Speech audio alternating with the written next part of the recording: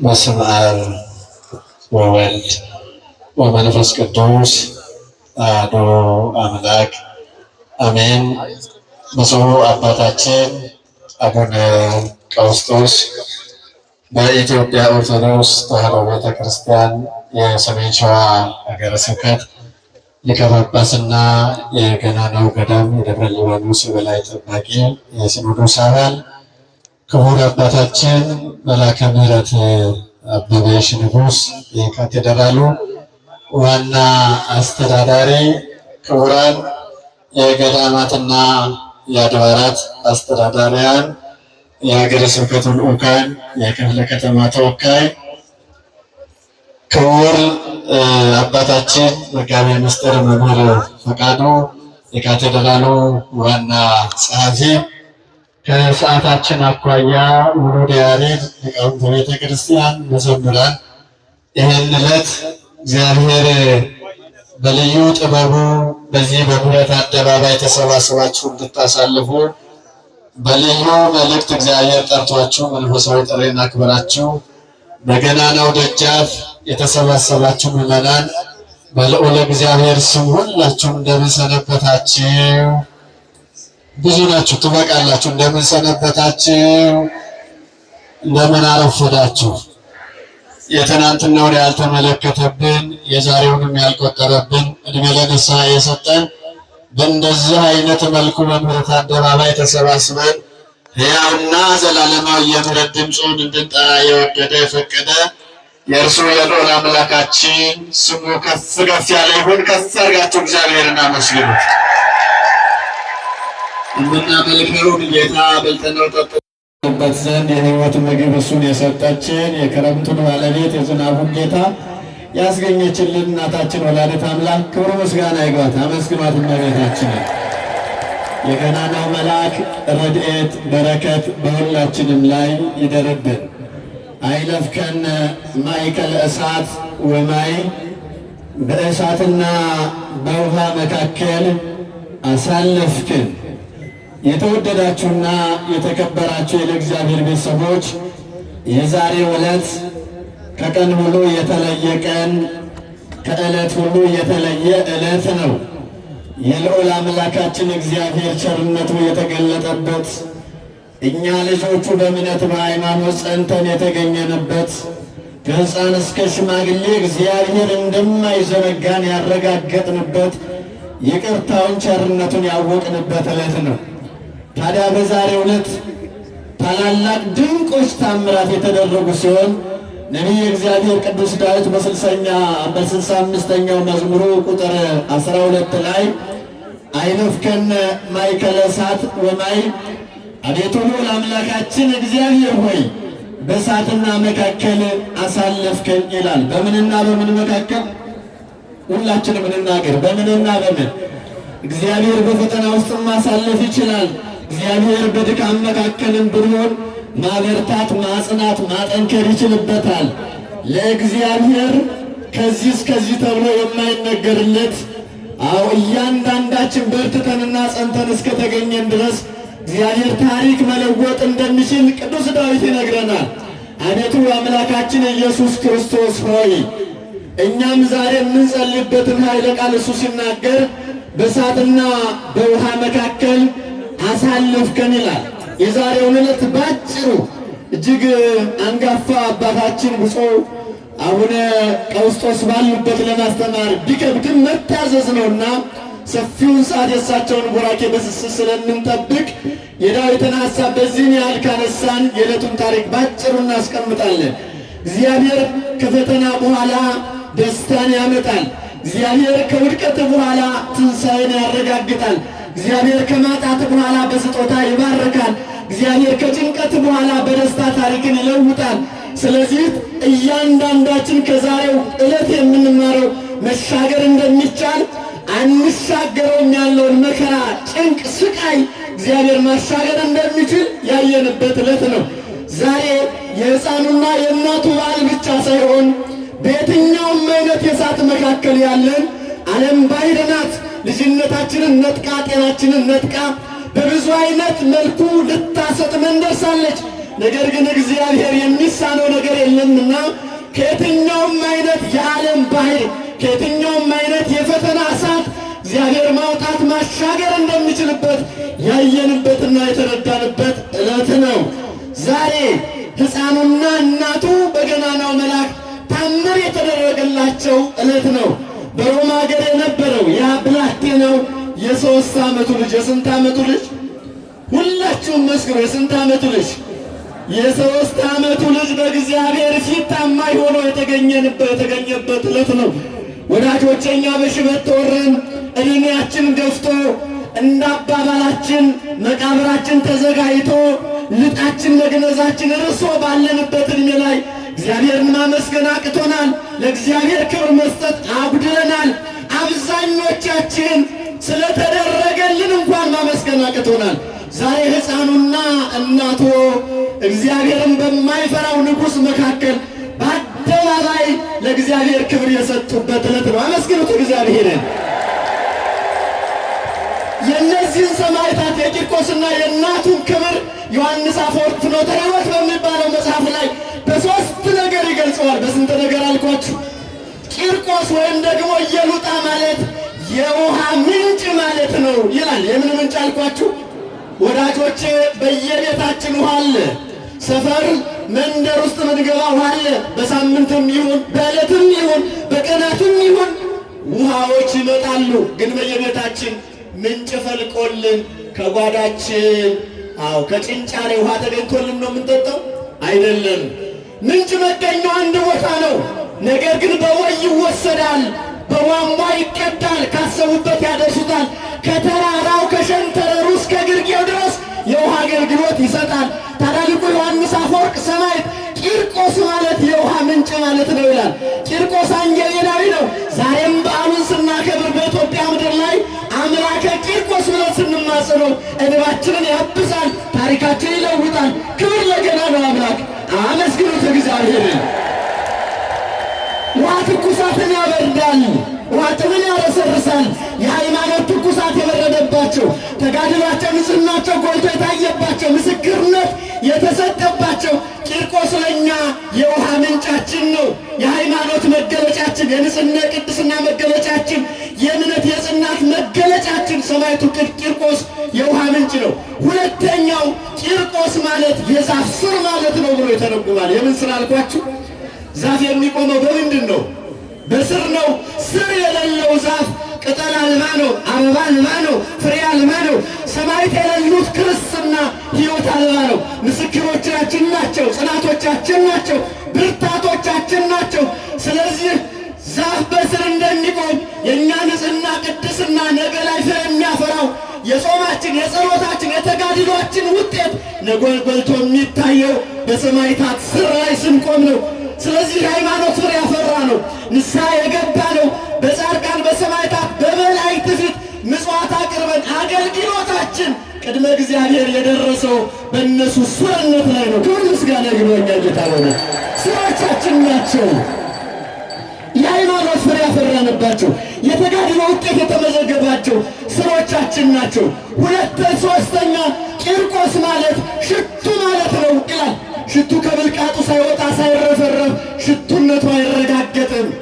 ሽቱነቱ የሚረጋገጠው ከብልቃጡ ሲወጣ ሲረፈረፍ ነው። ሽቱ ከአንድ ቦታ ሲረፈረፍ ከሩቅ ይሸታል። ሰማዕታት መከራ የተቀበሉት ከአንድ ቦታ ነው። ተጋድሏቸው በጎ መዓዛቸው ከዓለም ዳርቻ እስከ ዓለም ዳርቻ ድረስ ይደርሳል። ሽቱ ክፉን መዓዛ ወደ በጎ ይቀይራል። ሰማዕታት በክደት በኑፋቄ በጥርጥር ያሉትን ወደ አምልኮተ እግዚአብሔር ያመጣሉ። በተጋድሎ ያጸናሉ፣ ከክርስቶስ ጋር ያገናኙ፣ ጸንተው ያጸናሉ፣ በርትተው ያበረታሉ። ክብር ምስጋና ይግባው መድኃኔዓለም። ሽቶቻችን ናቸው ሰማዕታት። ዛሬ ሽቱ ያልነው የውሃ ምንጭ ያልነው የዛፍ ስር ያልነው በሱ መሰረት ላይ የቆምንበት ሕፃን ነው፣ ብላቴና ነው። ዘመን ተሻጋሪ ታሪክ ተጋድሎ ጽናት ያለው በልጅነት ዕድሜው ክርስትናን የሰበከልን የዕድሜ ገደብ እንደማይገድብ ያስተዋወቀን እውነትም መበርታት መጽናት እንዳለበት የተረጋገጥንበት ዕለት ነው። ወዳጆች አብዛኞቻችን ጾሙ ስንባል ለጾማችን ምክንያት እናደርጋለን። ጾሙን ሁሉ ጠቅልለን ለካህናት፣ ለቀሳውስት፣ ለዲያቆናት፣ ለመነኮሳት እንሰጣለን።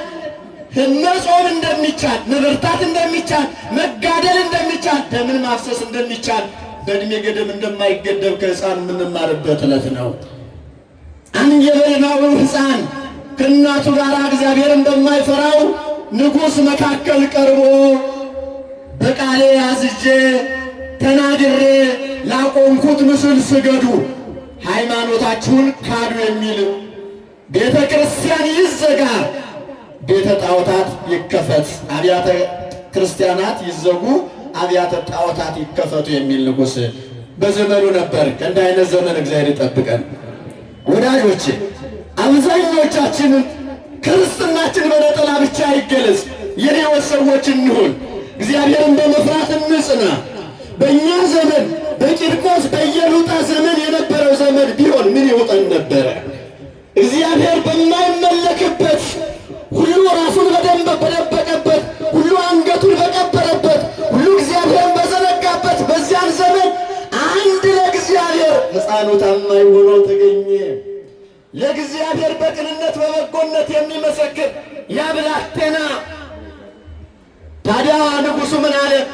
ጣዖት አቁሞ እንዲህ የሚል አዋጅ አወጀ። ዘይሰገደ ለዝንቱ ምስ ይትበርበር ቤቱ ወይታየድ ነዋዩ። በቃሌ አዝዤ ቃል ተናግሬ ላቆምኩት ምስል ለዚህ ጣዖት ያልሰገደ ሀብት ንብረቱ ለማይድበት እጅ እግሩ ለሰንሰለት ይዳረጋል፣ ይጣላል። ሃይማኖታችሁን ካዱ ሲል ሃይማኖቱ ላይ ደንታ የሌለው ስር የሌለው መሰረት የሌለው በሃይማኖቱ ያልቆመ በዝም ብሎ በልብስ በማኅተብ ክርስትናውን የሚገልጸው ሁሉ እዚያ ከቤተ ጣዖቱ እየገባ ሃይማኖቱን ይክድ፣ እግዚአብሔርን ያሳዝን ጀመር። ከመካድ እግዚአብሔር ይጠብቀን ወዳጆቼ። እግዚአብሔርን ክዶ ሕይወት አልባ ነው። እግዚአብሔር ጋር ተጣልቶ መፍትሄ የለም።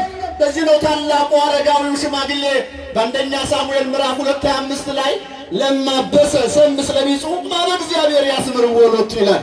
ሰው ከባልንጀራው ከአክስቱ ከአጎቱ ከወንድሙ ከእህቱ ከእናቱ ጋር ቢጣላ ስለ እግዚአብሔር ብሎ ይታረቃል ይላል። ስለማን ብሎ?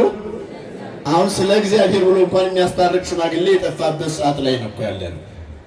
ወለማበሰ ሰም ስለ እግዚአብሔር ማበመም ይጸልዩ ሎቱ። ነገር ግን ሰው ከፈጣሪው ጋር ከተጣላ ስለማን ብሎ ይለመናል? ስለማን ብሎ ይታረቃል? ከዳኛው ጋር ከተጣላን አስታራቂ የለም። ወዳጆች እግዚአብሔር ጋር ከተጣላን እየበላን ይርበናል። እግዚአብሔር ጋር ከተጣላን እየጠጣን ይጠማናል። እግዚአብሔር ጋር ከተጣላን ለብሰን አይሞቀንም።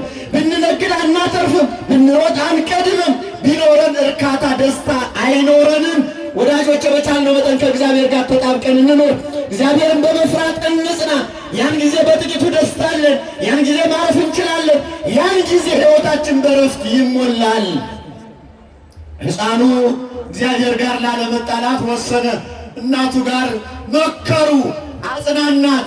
እናቴ አገራችን እኛ በሰማይ ነው፣ ነገሥታት መሳፍንት የሚያመጡብን መከራ ጊዜያዊ ነው አላት። ምንድን ነው አላት? ሁላችሁም መስክሩ። አሁን ምንድን ነው አላት? ክርስቲያኖች ማጣቱም ያልፋል፣ ክርስቲያኖች ተረኝነቱም ያልፋል፣ ክርስቲያኖች በግፍ መቀበሩም ያልፋል፣ ክርስቲያኖች ቀባሪ አጥቶ በአሞራ መነጠቁም ያልፋል፣ ክርስቲያኖች ነጠላ ዘቅዝቆም ማልቀሱም ያልፋል። ዓመታት ይቀየራሉ። በጎ ሥራ ካለን ነገ ተመስገን ማለት እንችላለን። ሕፃኑ የቅዱስ ጳውሎስን ሐሳብ መሰከረ። ቅዱስ ጳውሎስ እንዲህ ይላል ለፊልጵስዩስ ክርስቲያኖች ወለነሰ ሀገረነ ዘውስተ ሰማያት፣ እኛስ አለ አገራችን በሰማይ ነው አለ። ቤት ነው አለ። መስክር ሁላችሁም፣ ቤት ነው። ክርስቲያኖች ሀገራችን በየት ነው? ለምን እንገፋፋለን? ሀገራችን በሰማይ ከሆነ ለምን እንለያያለን? ለምን ክርስቲያኑን ክርስቲያኑ ያሳድደዋል? ለምን ክርስቲያኑን ክርስቲያኑ ይበላዋል? ሀገራችን በሰማይ ከሆነ ሀገራችን በሰማይ ነው ይልና ቅዱስ ጳውሎስ ይቀጥልና እንዲህ ይላል ለእነተነስተ የተማይደረነ ብለ አይደርሰ በሰማያት ዘይገብሮ ደሰ ወንስፎች ያሁ ይላል። ደስ የሚል ቃል። ሀገራችን በሰማይ ነው። ደስታችን በሰማይ ነው። እረፍታችን በሰማይ ነው። ጽናታችን በሰማይ ነው። ዋጋችን በሰማይ ነው። ወዳጄ ዛሬ ያከበረ ነገ ያዋርድሃል። ያለህ እስከሚያልቅ ድረስ ነው። ዛሬ ወደዳህ ኪስህ ባዶ ሲሆን ነገ ይጠልሃል። ዛሬ የቀረበ ደስተኛ ጤናማ ሕይወት ሲኖርህ ነው። ነገ ይሸሽሃል። ሁሉ ይጨክንብሃል። ዓለም ክፋቷ ልጅና ማንነታችንን፣ ክብራችንን፣ ጤናችንን እንደ ሸንኮራ አገዳ ትመጥና ቆሻሻ ስንሆን አውጥታ ትጥለናለች። ያልጣለን እግዚአብሔር ክብር ምስጋና ይግባ። መስገኑት እግዚአብሔር መንፈስ ቤት ግለሰቦች የሚያስወጡን የሚያስክዱን ደስታ የተሞላበት ቤት በሰማይ አለን። ወንሰፎኪያው እሱን ተስፋ እናደርጋለን። ሕፃኑ ይሄን አላት፣ በርቺ ጽኒ አላት። ወደ እሳቱ ለዚህ ጣዖት ያልሰገደ ሃይማኖቱን ያልካደ ይሰቀላል፣ ይገረፋል፣ ይገደላል የሚል አዋጅ ሲመጣ እናትና ልጅ ተያይዘው ወደ መከራ ቀረቡ። እናት ልቧ ፈራ ይላል። ከፍርሃት እግዚአብሔር ይጠብቀን። እግዚአብሔርን ይዞ ፍርሃት የለም ክርስቲያኖች። እግዚአብሔር ጋር ተገናኝቶ ቢሞላ ቢጎልም እግዚአብሔርን ማየት መመልከት ተገቢ ነው፣ ስርዓት ነው። ወዳጆች በቻላችሁት መጠን ክፉዎች ያስደስቷችሁ፣ ደጋጎቹ ላይ በጎ ሐሳብ ይኖረን። እናቴ አይዞሽ አላ በጸጋ ተገለጸለት። የእናቱንም ፍርሃት ተረዳት። ጥልኢኬም እናቴ እስኪ በርቺ አላት፣ እስኪ ጨክኝ፣ ይሄ ጊዜ ያልፋል። እምንሄደው ወደ ክርስቶስ ነው። እኛን የሚገሉ፣ እኛን የሚያሳድዱ፣ እኛን የሚያራቁቱን፣ እኛን የሚያስጨንቁን እነሱ ይሞታሉ አላት። ምን ይላሉ አላት? ለዚህ ነው ቅዱስ ዳዊት በ36ኛው መዝሙር ቁጥር 1 ላይ ኢትቅና ላዕለ እኩያን፣ በክፎች ላይ አትቅና ወይ ትቅና ላዕለ ገበርተ ዓመፃ፣ ጣዖት በሚያስመልኩ ስልጣናቸው፣ ጊዜያቸው፣ ገንዘባቸው ጣዖት በሆነባቸው በእነሱ ሰዎች ላይ አትቅና ይልና ስምከ መሳሪ ፍጡነ ይብሱ ወከመ ሐመልማል ፍጡነ ይወድቁ።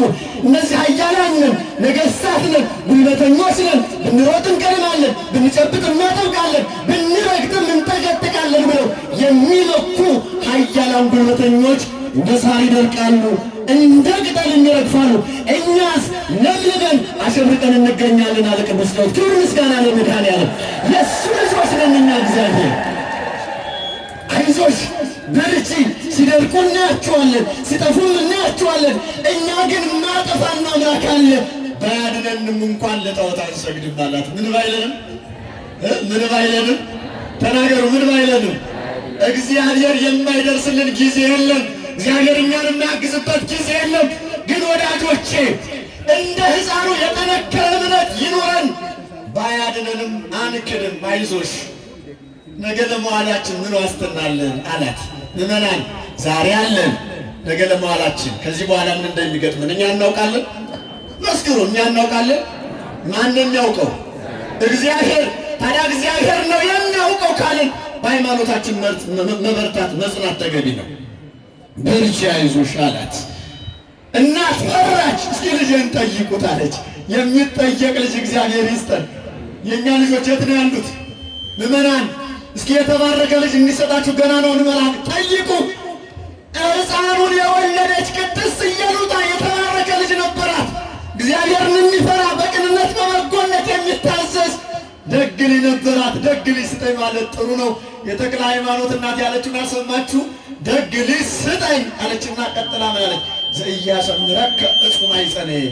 አዎ ክፉ ልጅ ከሆነ ግን ማኅፀኔ ዝጋው። ምን ያደርጋል? ጎረቤት ይወጠለው ልጅ ምን ያደርጋል? ሃይማኖት የሚለውጥ ትውልድ የሚበጠብጥ ሀገር የሚያናውጥ ምን ያደርጋል? የእርግማን ልጅ ምን ያደርጋል?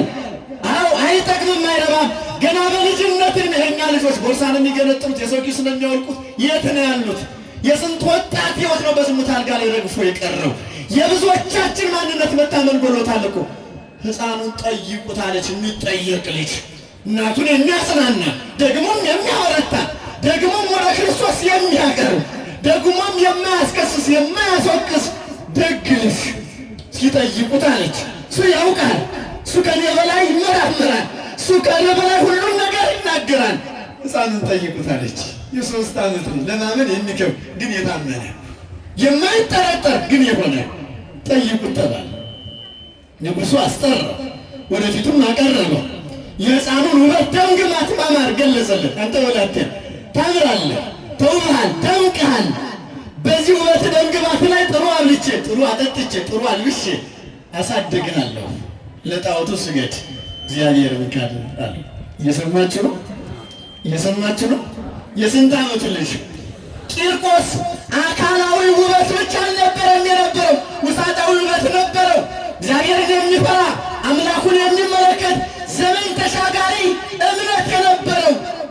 ወዳጆች አብዛኞቻችን ያልካድነው እኮ ስላልጎደለብን ነው። ብዙ ሰው እኮ የጎደለበትን እግዚአብሔር እንግዶታል። ከወደ ምሕረቱ ኮብልሏል እኮ። አዎ ሕፃኑ ልጅ በእምነት የጸና የበረታ ስለነበር ውበት ደምግባት ያምራል አለው። መልስ ሰጠ። ያሳመረኝ እግዚአብሔር ይክበር ይመስገን አለ። ኧረ አመስግኑት። ያሳመረኝ እግዚአብሔር ይክበር ይመስገን። አቤቱ ጌታዬ ሆይ ውብና ድንቅ ሆኜ ተፈጥሬያለሁና አመሰግናለሁ ይላል ቅዱስ ጳውሎስ። ቅዱስ ዳዊት ውብና ድንቅ ሆኜ ተፈጥሬያለሁ። በአርአያ በምሳሌ የተፈጠርኩ ውብና ድንቅ ነን። ወዳጆች ውብ የሆነውን የሰውን ልጅ አታፍርሱት። ድንቅ የሆነውን የሰው ልጅ ክብር ስጡት። የሥላሴ መገለጫ ነው። የመንፈስ ቅዱስ ማደሪያ ነው። የርኩሰት ማደሪያ አታድርጉት። ባይተዋር ስደተኛ ማናደርገው። ውበቴ እንዳስደንቅህ ውብ አምላክ ስለሰራኝ፣ ድንቁ አምላክ ስላነጸኝ፣ ሕያው አምላክ ሕያው ስላደረገኝ አመሰግነዋለሁ። አንተ ግን ትፈርሳለህ፣ ትበሰብሳለህ። አንተ ግን ትወድቃለህ፣ ታፍራለህ፣ ትሸማቀቃለህ። አንተ ግን ታዝናለህ፣ ታለቅሳለህ። እረፍት ወደ ታጣበት ሲኦል ገሃነመ እሳት ትወርዳለህ። እኔ ግን በክብር ያሳርፈኛል ጌታ ያለው። ክብር ምስጋና ለእግዚአብሔር ይሁን። ከዚያስ በኋላ ንጉሡ ተቆጣ። መቆጣት ብቻ አይደለም፣ ፍርድ ተናገረ። ይሄን ብላቴና ማንም ያልደፈረኝን፣ ማንም ያልሳቀብኝ፣ ያልተሳለቀብኝን ይህን ብላቴና ያዩ ወገኖቹ እየተመለከቱ ሰው ሁሉ እያየ እናንደዳችሁ። ቃጠሎ ወደ ተዘጋጀው ያ መከራ ወዳለበት ወስዳችሁ ጣሉት አለ። የብረት ጋን ተዘጋጅቶ ከዚያ ላይ ውሃ ተሞልቶ ከዚያ ላይ ደግሞ ወደ ፒሳ ወቀለምጼራ የሚገርመው ያ እሳቱ የሚፈላበትን እንደ ቅንጭብ ያለ እንደ ቁልቋል ያለ የሚቀጣጠል ነገር ጨምሩበት አለ እንዲያቃጥለው። ያ ድምፅ ለሴት ከመነጎድጓድ ክረምት እንደ ነጎድጓድ ክረምት እንደ መብረቁ ድምፁ ይሰማ ነበረ። ወደዚያ እየተገፉ ሄዱ። ወደ ሞት እየተገፉ መሄድ፣ ጸንቶ ወደ እግዚአብሔር ክብር መቅረብ፣ እግዚአብሔር ጋር ለመገናኘት ጉዞን ማድረግ መታደል ነው፣ መመረጥ ነው። በቀጥታ ጉዞን ወደዛ አደረገ። እናት ስትጠራጠር አይዞሽ የልብሷን ጫፍ እየሰበሰበ እየዳሰሰላት እናቴ በርቺ እንጂ እግዚአብሔር ፊት አይደለም የምንቆመው፣ የሚያሻግረውን ጌታ ነው ያዝነው፣ የሚያሳፍረውን አምላክ ነው። በእሳትም ውስጥ መንገድ አለው፣ በውሃም ውስጥ እግዚአብሔር መንገድ አለው። አይዞሽ አትፍሪ ጨክኝ አላት። ጨክነው ወደ እሳቱ ገቡ። ከእሳቱ መካከል በዛሬው ዕለት ገናናው መልአክ ክንፉን እያማታው ለእነሱ ደረሰላቸው። ክብር ምስጋና ለገናናው መልአክ። ለእኛ ለሚደርሰው መልአክ አመስግኑት። እግዚአብሔር ምን ይሳነዋል? ፈጥኖ ደረሰ። በማይታመን በእሳቱ መካከል ስቡህኒ ውእቱ ወለውልኒ ውእቱ ለዓለም ብለው እንደ ሕፃናቱ እንደ ቂርቆስ እንደ ኢየሉጣ ፈጣሪያቸው እግዚአብሔርን አመሰገኑ። ከእግዚአብሔር ጋር ተገናኙ። ራሳቸው ምን አሉ? አይለፍከነ ማእከለ እሳት ወማያለ በእሳትና በውሃ መካከል አሳለፍከን። በጉድጓድ ውስጥ እግዚአብሔር ያሳልፋል። ወዳጆች ትዳራችሁ እሳት ቢሆንባችሁ፣ መታመን ቢጎንባችሁ፣ መቅመዝመዝ ቢበዛባችሁ፣ ልጅነታችሁ መከራ ቢበዛበት፣ ውሃ ቢሆንባችሁ፣ አስጣሚ ማዕበል ሞገድ ቢሆንባችሁ ማን አለ? ተናገር ሁላችሁ ማን አለ? ይታፈሩ አለ፣ ያፍራሉ። እለ ይሰግዱ ለግልፎ ለጣዖት የሚሰግዱ እግዚአብሔርን የዘነጉ እነሱ ያፍራሉ፣ ይሸማቀቃሉ አለ። ቂርቆስና ኢየሉጣ በእሳት መካከል ገናናው መልአክ ደርሶላቸው እግዚአብሔርን አመሰገኑ። ጣዖት አስማለኪዎቹ አፈሩ፣ ተሸማቀቁ። ክብር ምስጋና ይግባው፣ አፈሩ። ስለዚህ በምንችለው መጠን እግዚአብሔር እንፍራ። ቅንነት፣ በጎነት የዘወትር ተግባራችን ይሁን። ለእግዚአብሔር መንገድ በየትኛውም ሕይወት ውስጥ ቢሆን አለው። ለእግዚአብሔር የሚሳነው ነገር የለም። ከእኔና ከእናንተ ምን ይጠበቃል ካላችሁ ቂርቆስና ኢየሉጣን ማሰብ።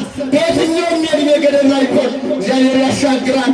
ትዳራችሁ ሊያቆለቁልባችሁ፣ ልጅነታችሁ መቅበዝበዝ ቢበዛበት፣ ያዛችሁት ነገር እርካታ ቢያሳጣችሁ፣ በብዙ አይነት ጭንቀት ውስጥ እንኳን ብትሆኑ እግዚአብሔር ያሻግራል። በየትኛውም እሳት ውስጥ ያሳልፋል እግዚአብሔር። አገራችን በብዙ መልኩ እሳት ውስጥ ነው ያለችው። በብዙ መልኩ ባህር ውስጥ ነው ያለችው። ዘረኝነቱ ባህር ነው፣ አድመኝነቱ ባህር ነው፣ ጎጠኝነቱ ባህር ነው፣ ሞቱ ባህር ነው፣ እሳት ነው። በዚህ ውስጥ የሚያልፉ ብዙዎች ናቸውና እግዚአብሔር ሀገራችንን ከዚህ እሳት አውጥቶ የነጻነቱን ዘመን ያምጣልን።